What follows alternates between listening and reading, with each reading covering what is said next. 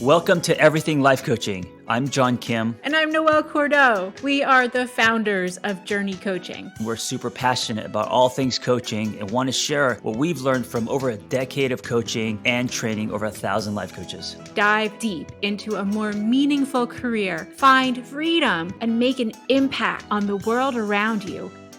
Hey guys, for today's episode, Noelle and I are going to jump into a DeLorean and go back in time to the 80s because we are talking about Gremlins. Yes, we are. My favorite time of all is 80s. Wait, did you like the 80s or no? I mean, I was born in 1980. Oh, so you were very young. Yeah, I mean, I think they were great. I played Little League and did ballet, and I had a sweet boogie board. Right, boogie boards, yeah. I was a little before you. So I graduated high school in '91. So '80s for me was they were the wonder years. You know, the world was big, and oh man, they were a lot of people that I know hated the '80s. They said they were ugly. It was the worst time. For me, it was like it was like America. It was amazing. I mean, I just have a fondness for all neon and pastel colors. And so Yeah. for me, that is the color template of my brain. Like, awesome. Yes. Boom boxes. Anyway, Yeah. let's talk about Gremlins. Yeah, and I think kind of the concept of the 80s, or even the way that your memory is playing into this conversation, is a really fantastic framework for our topic today. Oh, And what we're going to talk about with Gremlins is a coaching tool, it's a technique, it's a trick, and it's also a little bit about how our brains work. right. So, um, John, when you're working with clients, what are some of the biggest blockers that you experience? When I'm working with clients, if I'm going to be impactful, what are they thinking of me? What are their expectations? Am I overpriced? You know, all the all of these things. Can I actually help the person? Okay. Yeah. For me, it's can I actually help the person? And a little bit of curiosity around, what's going on inside this person's head that is preventing them from accessing their truest, fullest self. Hmm. And what I see on a regular basis is that it's the voices inside our heads, it's the should, it's Yeah, really, I mean, even as you described on your end as a coach, it's what I would term negative feelings, icky feelings, emotions that pop up in our life that get in the way of goal accomplishment. yeah. Everything starting with your thinking, and then those thoughts producing the negative feelings. So, and I mean, who can't relate to all the things that go on in between our ears throughout the day that are putting us into that kind of negative state. Absolutely. And when those negative feelings kick on, our limbic system lights up, and that means that our prefrontal cortex, the logic part of our brain that we use to move with intention through life, that guy gets shut down. Right. And so, really thinking about this as a light switch for your intention is the setup for feelings of stress, anxiety, frenzy, shame, overwhelm, fear, all of those big guys. So the gremlins are all of the above? Are they the inner critic? Or is the gremlins all the negative thinking, the Oh, we'll thoughts? get there. We'll Okay. get there. We'll get there. So, the gremlins are a technique, and it's based on externalization. Mhm. What do you know about externalization? The word that comes to my mind is distance. When I know that internalization, especially if you're internalizing something, that tying your worth to something or believing that you are because of an experience, that can be dangerous and damaging. So externalization would be the opposite of that, I imagine. Yeah, Yeah. absolutely. Externalization is defined as taking something outside of its normal boundaries. So if Mm, you're, living with fear, stress, shame, overwhelm, and you've internalized it, or you've come to believe that those feelings actually are representative of your true, authentic self. I've heard you talk about this a lot in terms of the pseudo self. yeah. That's when things are internalized. Yeah, the false self, the approval seeking self, um, this whole idea of living outside in, that's very Mhm. pseudo. Yeah. Yeah.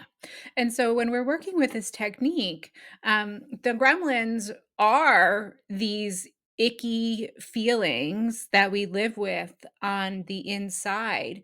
And step one is is is part of the process of getting them outside of ourselves. So creating distance between the internal experience and, observation of our Yeah. experience.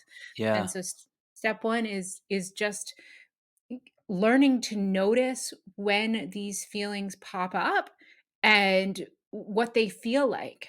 Yeah, no, isn't that, just in general in life, you're talking about awareness, right? Actually noticing what is a gizmo and what is a gremlin, right? So the not the good fuzzy thoughts, but the ones that are damaging and the ones that kind of throw you, into the riptide, and suddenly, 5 seconds later, you're thinking about things that make no sense and you're catastrophizing and all of that, and because we do it so fast, right? So being aware when you see the swell, when you feel it coming. Absolutely. And one of the coolest parts about this technique, and one of the reasons why I love it, is a lot of times we take for granted that we need to be subject to these feelings, emotions, ideas about ourselves. And we actually have a tremendous amount of power to simply say, no, thank you. Mm. Is that the inner voice for you? I think that, because that's a really great technique, is that you hear the thoughts, you notice the way that you think, and you actually don't accept it. You say no, thank you. Is that what you're Yeah. doing in your head? Yeah. Absolutely, and it depends, and again, just like anything, this is a practice. So, as I've shared, often before, I have a really long history with eating disorders. Hmm. So, anorexia, bulimia, binge eating disorder, and most poignantly, body dysmorphia. So, what body Right. dysmorphia does to a person is, when I was really struggling and suffering with it, I would look in a mirror and I wouldn't see an accurate representation of myself. Right. And the way that this shows up for me a lot is I'll look at pictures of myself from years ago and say, "Oh, wow, I looked great." And then I remember how I felt at the time. And it Mm. was so distorted. It was so Hmm. distorted. And so now I've been in recovery for almost 20 years, and I have such a strong relationship with hearing that critical voice, that old voice of body dysmorphia, and saying, "Ah, nope, I know what that is. That's a cognitive distortion. It's not reality. No, thank you." You know what I love about the no thank you is, it's subtle, but the action of saying no thank you, whether you're drawing a boundary with someone or you're saying it to yourself, rejecting negative thinking, it actually, by doing that, you're indirectly telling yourself that you have worth, that you have your value, that you have a voice, you have a choice. Yeah, absolutely. And when we use this technique, we're putting our negative emotions aside. And I Hmm. think it's important to analyze the language here, that we're putting them aside. We're not suppressing them, because when we suppress our negative emotions, they pop up in other ways. Ooh, that's a really good point. So, what's suppression look like? What does putting aside look like? Yeah. I went through a really powerful training in positive psychology and body image several years ago. And I had kind of gotten into the habit of suppressing the voices, the negative Mm. body image voices. And in the training, the facilitators led us through an exercise of really getting in touch with how old I was when we first started experiencing those voices. And I was little. I was a little kid. And Mhm. so when you turn it around and I say, "Oh my god, this is like my 11-year-old, 12-year-old, 13-year-old self. That's where this voice is coming from. This voice is actually trying to help me and protect me, and I'm shutting it out in the cold outside of my body. How horrible." Right. And so, inviting that part of me back in and saying, "I see you. I know you're scared, but I'm a grown up now, and thank you so much for your message. You were trying to protect me, but come live back inside of me now." Yeah, listening to the different voices, knowing where they come from, and if they're coming from, like Noel said, a part of you that is honest and maybe afraid, uh, actually welcoming it with open arms, embracing it, supporting it, and then on the opposite side, if they're coming from a place that is false and distorted, to say no, thank you, to put that aside. Yes, yes. And so when we're dealing with these tricky feelings, sometimes it can be really hard and quite a lot emotionally to deal with the facts and reality. For me to say, okay, this is like my 13-year-old, 14-year-old self, that could be really painful. So Hmm. what the Gremlins technique does is it gives the opportunity for the client to take that very same concept and turn it into an imaginary character. Is that why I had no idea? Now it just hit me. That's why it's a gremlin. It's a character, right? That's why they use Yes. the word. Okay, I get it now. Exactly, exactly. And when we take the time to really work with our imagination in this way, it really transforms the experience. So rather than, thinking about my an actual version of my younger self, which does bring up, a lot of painful memories and lots of big feelings for me, I might choose to think of that voice as kind of a little fuzzy teddy bear that just Hmm. wants love and affection. Gizmo. Yeah. Yep. Gizmo before the water that's poured on him. Yeah.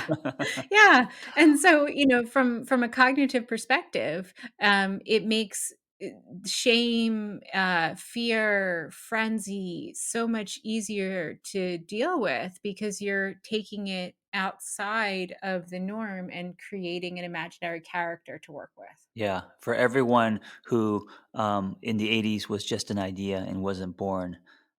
Gizmo is how it starts, and then the water is poured on Gizmo, and the Gizmo turns into this monster, a gremlin.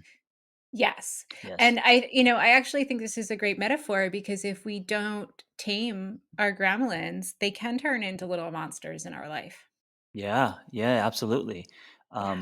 And again, it being a practice, it's something that I think a lot of times people have done this, but they don't do it, right? So there's a difference between doing yoga once or going to the the gym once or threading it into your life. And the only way you're going to see results is that if it is threaded into your life, it is a practice. And I think it's the same with this gremlin stuff. Is you have to actually turn this into a lifestyle.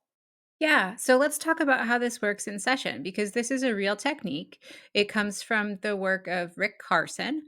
The book that supports this technique is called Taming Your Gremlin, a Yeah. surprisingly simple method for getting out of your own way. And when I work with clients in this way, I am consistently humbled by how adults are really willing to use their imagination and go there.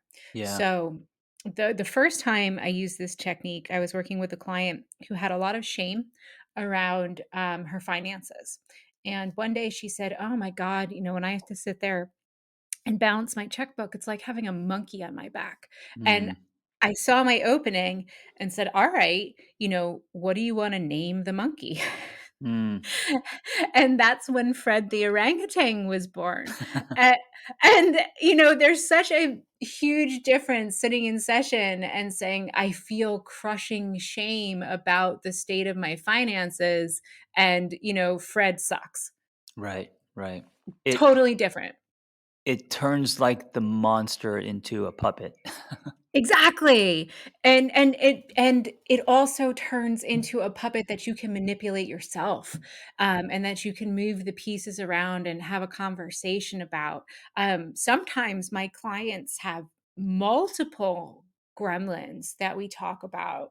One of my clients has a gremlin that represents sadness, and she's a Mm, woman, and she's kind of walks around and is mopey and weepy. And when that gremlin pops up in session, even though we came up with this concept maybe over 2 years ago, it's still very poignant. And I can say to my client, "Hey, is that woman?" that's, weeping through your life right now?" And he says, "Oh my god, yeah." Mm, yeah, and also it's important to, when you're coaching people, you're not telling them what their gremlins are, right?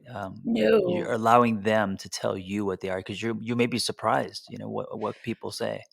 I am always surprised. I've heard, so one of my favorites is one of my clients had 2 gremlins. One was the life sucker, and the other was the butterfly. And the butterfly was true, authentic self, and the life sucker was that voice of, don't be social, stay alone. And it was so effective to go back and forth and really go through her day and say, "Oh, that's where the life sucker showed up, huh?" Like, Mm, okay, mhm.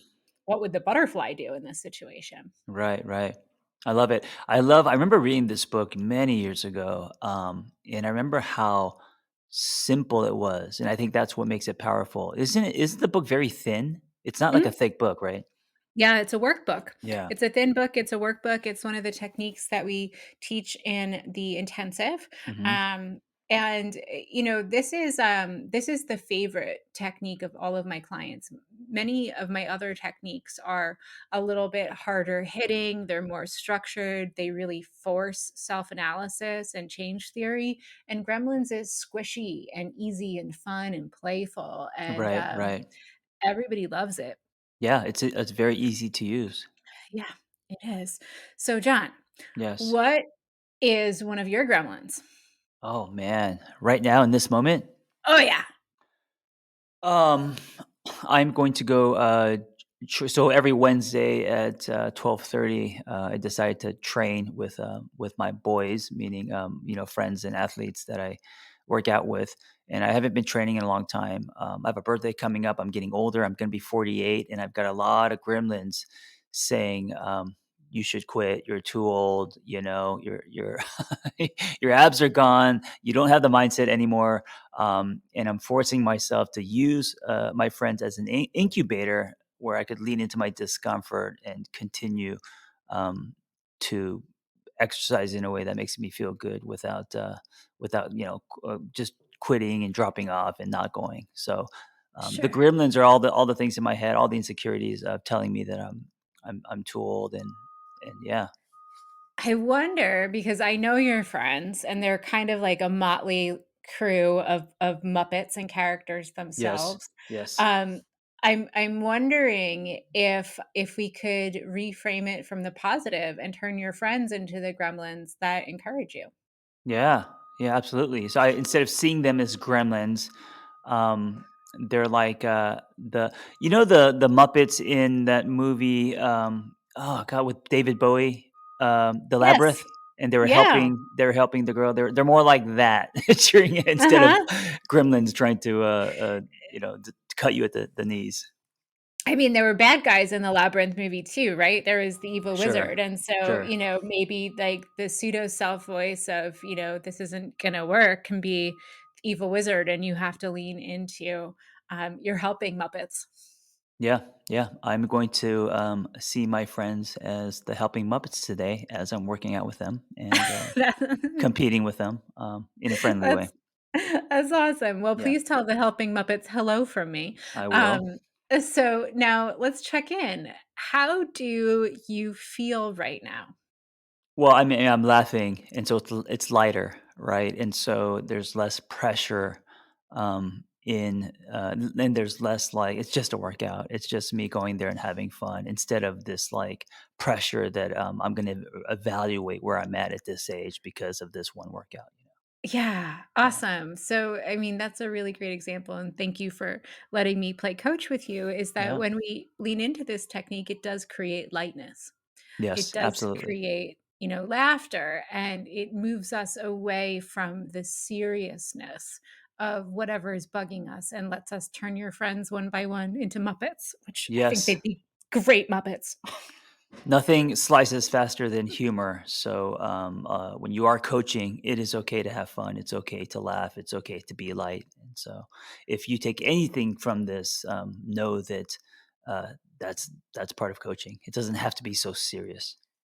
No, coaching is an art of joy. Yes. Guys, thank you for listening, and remember to be aware of your own gremlins and create that distance so you could turn them back into gizmos. Yes.